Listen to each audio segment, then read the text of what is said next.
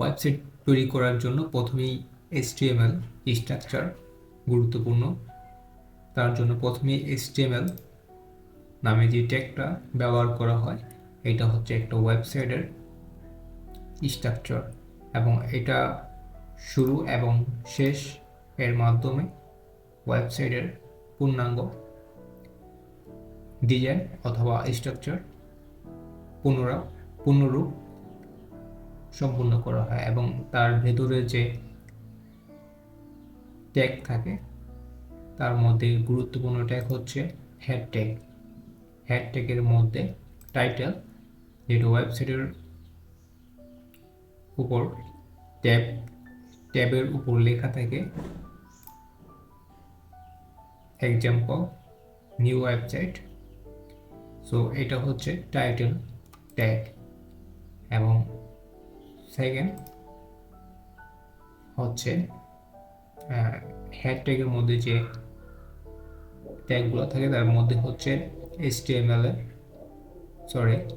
তার মধ্যে হচ্ছে style.css এর লিঙ্ক ট্যাগ থাকে, লাইক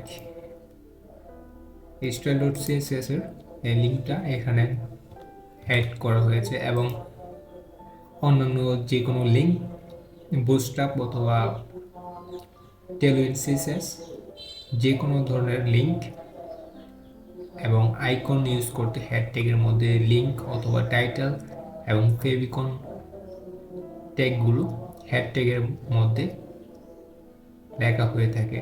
এবং বডি ট্যাগের মধ্যে সেকশন থাকে, এক একটা সেকশন অর্থাৎ ওয়েবসাইটের ডিভিশন, লাইক H1 ট্যাগগুলো আমি একটা সেকশন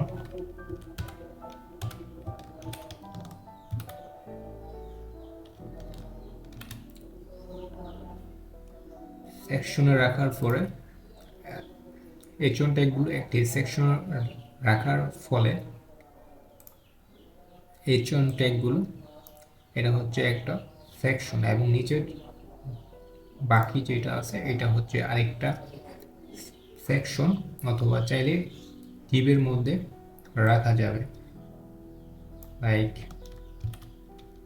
ডিভ,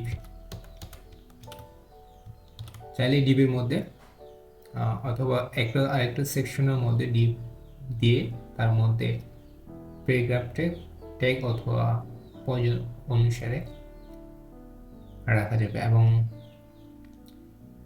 লিঙ্ক ট্যাগ এখানে দেওয়া আছে, এবং লিঙ্ক ট্যাগ ব্যবহার করার জন্য এখানে href রেফারেন্স হিসেবে অ্যাড্রেস লিখে দিতে হবে। তো এখানে google.com সেভ দিয়ে ওয়েবসাইটে চলে আসার পর এখানে ক্লিক করলে cannot get, ওকে, মেবি এখানে http দিতে হবে,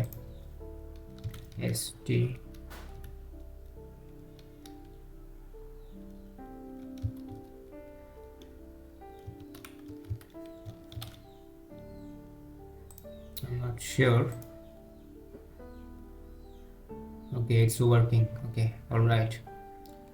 সুতরাং দেখতে পাচ্ছেন লিঙ্ক ট্যাগের মাধ্যমে এক পেজ থেকে অন্য পেজ অথবা এক পেজ থেকে অন্য ওয়েবসাইটে আসার জন্য লিঙ্ক ট্যাগ ব্যবহার করা হয়ে থাকে। অ্যান্ড মূলত HTML লেখার জন্য ভিজুয়াল স্টোরি কোডের মাধ্যমে অটোমেটিকলি যে স্ট্রাকচার দেওয়া হয়ে থাকে, এভাবেই HTML মূল কাঠামো লেখা হয়ে থাকে।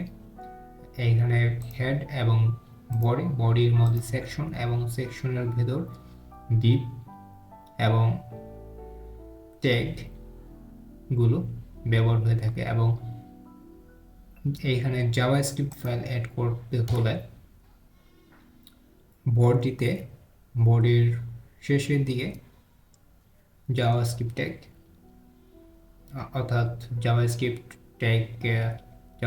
ফাইল ইউজ করার জন্য জাভাস্ক্রিপ্ট জাভাস্ক্রিপ্ট ফাইল লিঙ্ক করে দিতে হয়।